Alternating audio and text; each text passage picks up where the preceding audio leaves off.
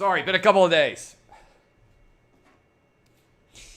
Welcome into OutKick the Show, Monday edition. I hope all of you had fantastic Christmases so far. I hope you had fantastic holidays. I hope everything in your life is going as well as it possibly could be. I'm back, baby, and I'll be on all this week as we roll through into 2021. It has been a wild 2020. I appreciate all of you who have been there hanging out with me throughout this insanity. All right, lots to get into today, but right off the top, I want to tell you, you can get the Bills plus 100 points tonight against the Patriots. That is, the Patriots would have to win 101 points right now for you to lose. It's a free $50 bet win. All you have to do is go to FanDuel.com/Clay. Let me repeat that. FanDuel.com/Clay, and you will be winning $50 bet. Pays you out at $45 or whatever else. If you're in Tennessee, Indiana, Illinois, Iowa, West Virginia, New Jersey, Pennsylvania, or Colorado. Also, if you're out there in Virginia and Michigan, you need to be signing up. Go right now to FanDuel.com/Clay. All right. I want to start off the show today talking about the Nashville bombing, which many of you know. A lot of you in the Nashville area listen, watch the show. You're familiar with it. Christmas morning, about 6:30 a.m. in the city of Nashville, a massive explosion went off. They're still trying to determine exactly what the motive is, but they're saying it was a suicide bombing. Fortunately, no one was seriously hurt. No one was killed. It's insane that this has been going on, and it's wild to think about all the different moving parts associated with this in the city of Nashville. But as a preliminary, I want to tell all of you out there that we should spend more time thanking police for what they do. 6 police officers ensured that no one died. They were spending their for Christmas morning while many of us were either still in bed or up early with our kids opening presents, trying to make sure that we are safe. And as we roll into 2021, I just wrote an article about this. I would encourage all of you to go listen. We have to, those of us with functional brains, punch back against the idea of defunding the police, which I think is the single stupidest political idea of the 21st century in our country. And it's directly leading to thousands of additional deaths in this country. In particular, I will run through a series of cities and give you the latest data for how much the murder rate has increased this year. It's likely that 2020 is going to be the year with the greatest murder increase potentially in modern United States history. Atlanta, murders are up 58% this year. Chicago, murders up over 60% this year. New York City, 39%. Minneapolis, 74%. Philadelphia, 39%. San Francisco, 32%. New York City, 32%. LA, 31%. Dallas, 24%. Why are these murder rates skyrocketing like they are? Because we allowed in 2020 for police in this country to be demonized. Rather than needing less law enforcement and defunding them, we need more. We need more police in this country. We need more people out there fighting to try to protect the innocent in this country. And the fact that we allowed defund the police to receive any attention whatsoever, despite the fact that 80% of white, black, Asian, and Hispanic people all oppose it, that nobody living in a high crime community wants less police. We need to combat this. We don't need to defund the police. We need to fund them better. And we need more money going into police. We need more police hired. And the idea that anyone was ever able to argue that defunding the police was a good idea represents, in my mind, a fundamental failure of the American political process. So that is where we need to be heading.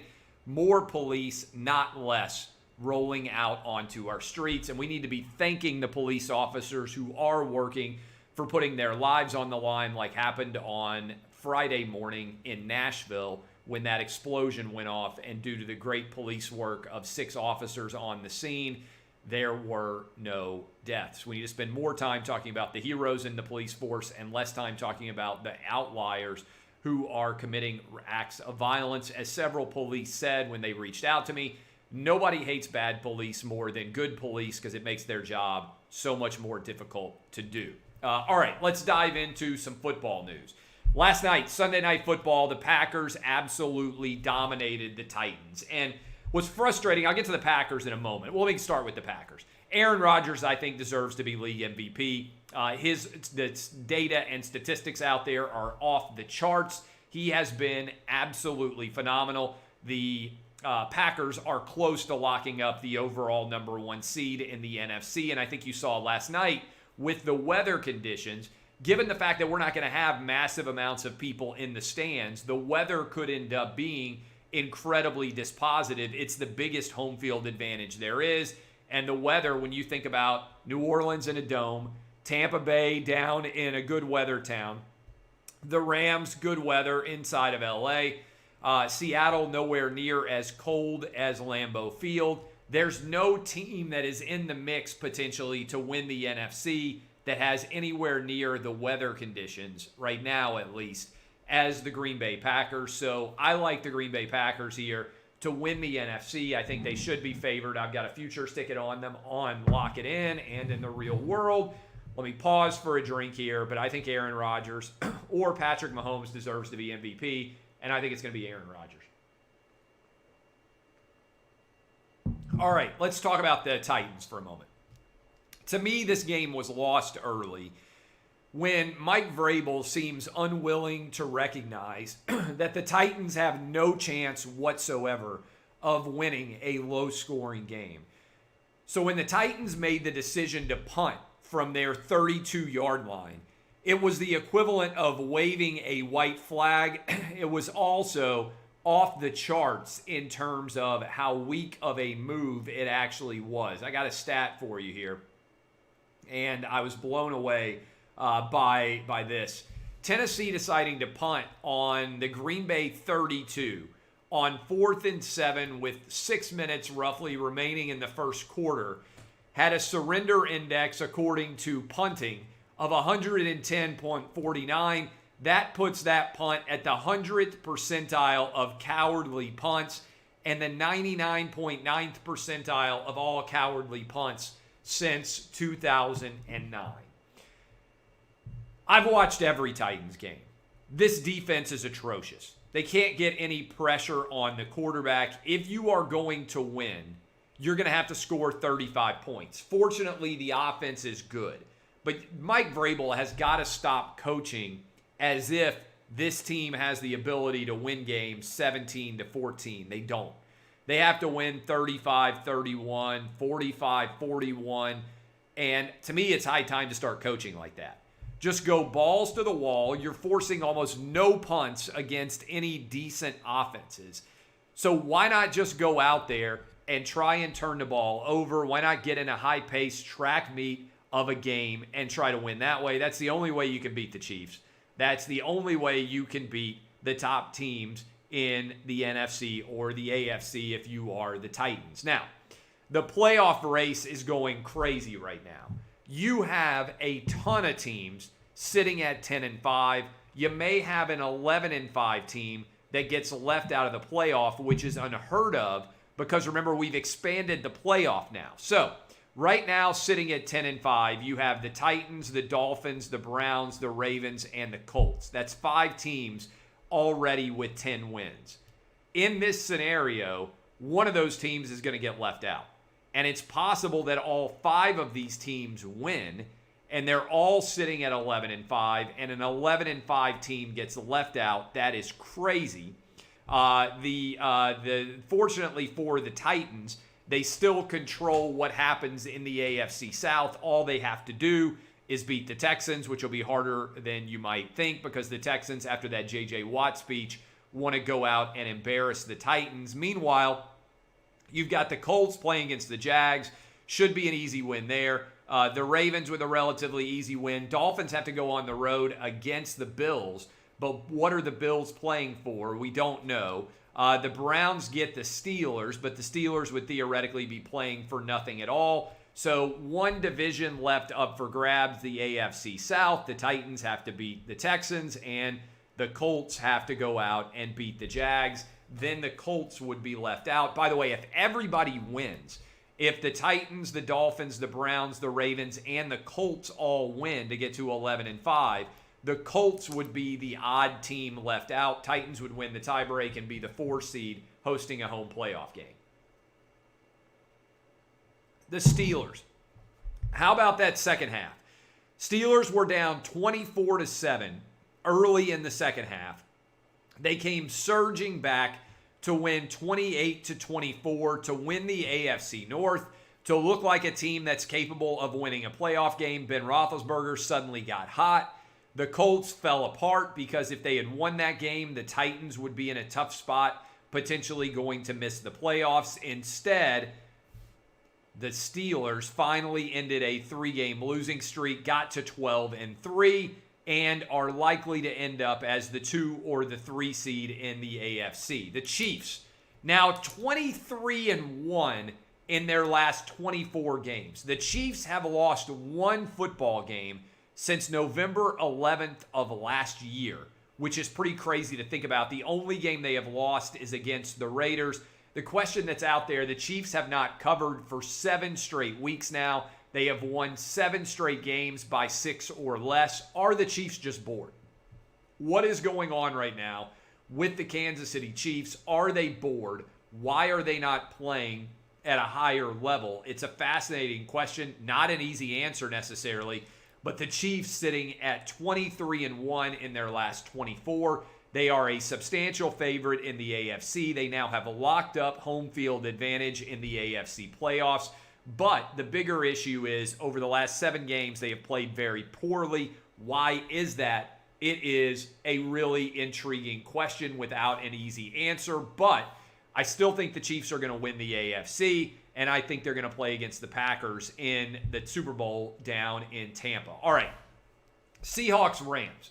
All right. Seahawks and Rams, as we go forward, the Seahawks basically have won the NFC West, and the Rams are now dealing with a thumb injury for Jared Goff. But the larger issue for the Rams going forward is just that Jared Goff is not playing at a very high level.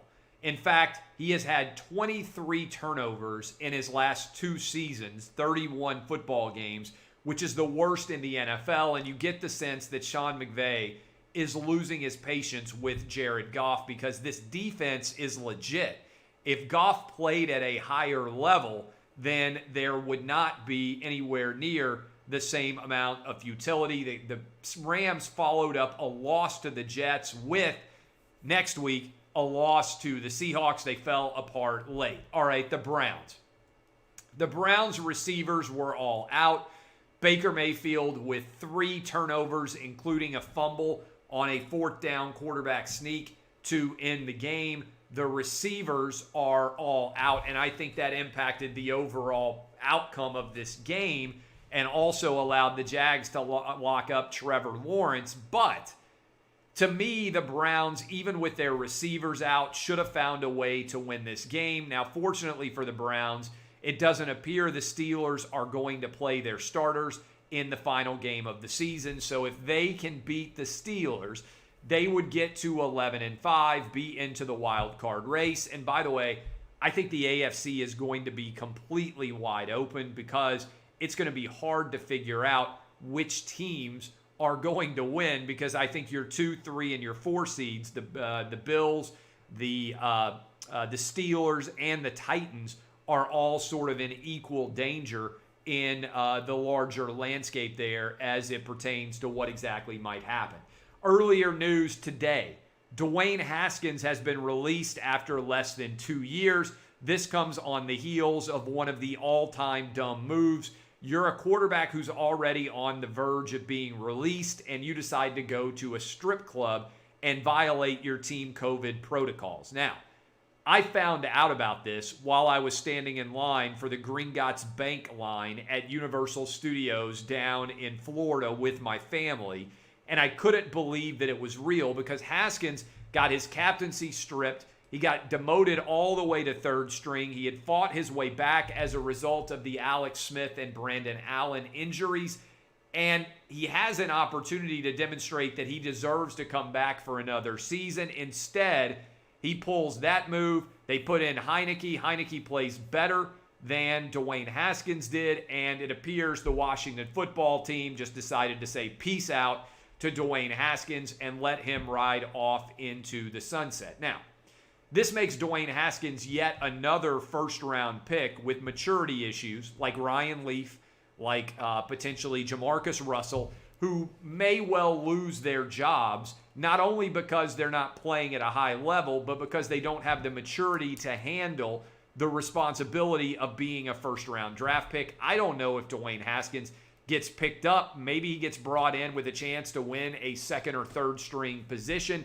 But if you get released as a first-round draft pick before the second year is up, it's because of your failings from a behavioral perspective, far more than it's likely to be because of your performance, because the NFL teams value first-round picks to such an extent they don't want to waste them. They try to develop the talent as best they can. But Dwayne Haskins gone after less than 2 years in Washington. Fascinating story to follow here. Urban Meyer potentially to the NFL at the same time that the rumor is out that the Jacksonville Jaguars have locked up Trevor Lawrence. That rumor is out as they now officially will be able to draft Trevor Lawrence. I actually think Urban's going to take the job. I really do. First of all, Urban is only 56. That's the same age Nick Saban was, by the way, when he left the NFL to take over the Alabama Crimson Tide. And I think if you look at the Jacksonville Jaguars, they are an organization that is in desperate need of being rebuilt. And I think Urban Meyer believes that his culture could rebuild it.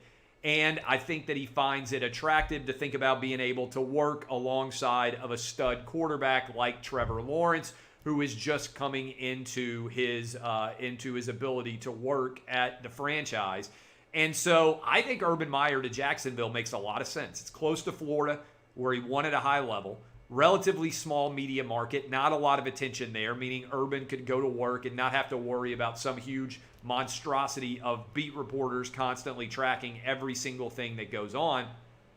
And so I think this makes a lot of sense. Urban wanted his name out there associated with Texas, ultimately decided not to take it. A couple of different teams, according to ESPN reports, have reached out to Urban Meyer. I think the Jacksonville Jaguars makes the most sense, and I think they will end up hiring Urban Meyer. Finally, college football playoff games are going on Friday of this week. It's going to sneak up on a lot of people because it's been so crazy during the holiday season. January 1st, New Year's Day, we've got Alabama going up against Notre Dame. Alabama now out to a 20.5-point favorite. That's the biggest favorite anybody has ever been in the college football playoff. Meanwhile, the Clemson Tigers about a 7-point favorite over Ohio State. Dabo Swinney met with the media today, explained why he has Ohio State 11th on his ballot. Also said that the real reason he has them there is they haven't played enough games. They're only 6-0, and that he thinks it's fundamentally unfair that Ohio State could win a national championship by winning only 8 games, while everybody else would have to play 13 games. And I understand his argument for why that makes sense. I'm going with Alabama and Clemson likely to meet for a 5th straight time. We'll be talking about this game a lot all week long. We are going to be on Fox Bet Live this week. Different time than normal. They're putting us on right before basketball games this week. So we'll be on right before those games tip off. Will be intriguing to see how that goes, but they want our show more closely connected to sporting events that are going on in the afternoon and evening hours. Finally, Bills up to plus 100. Go get your bets in. I like the Bills -7 in this game. We had another winning week with the OutKick 6-pack. I like the Bills plus 100. Go to FanDuel.com. FanDuel.com/Clay. Get your free money, $50 guaranteed. That's FanDuel.com/Clay. Get hooked up today. FanDuel.com/Clay. I appreciate all of you. DBAP, unless you need to SBAP. Thanks to all the Nashville police officers for everything that they did, helping out our people all over the city of Nashville. Appreciate everything that you're doing, and that's why I'm donating $10,000 to the Nashville police as a charity gesture to try to send a message about what sort of message we want to send in this country in 2021 compared to 2020. Appreciate all of you. Like I said, DBAP unless you need to SBAP. I'm Clay Travis. Go read my article at OutKick. FanDuel.com/Clay. Get signed up. 100 points. You win $50. It's free money. $50 bet you win. This has been OutKick the Show.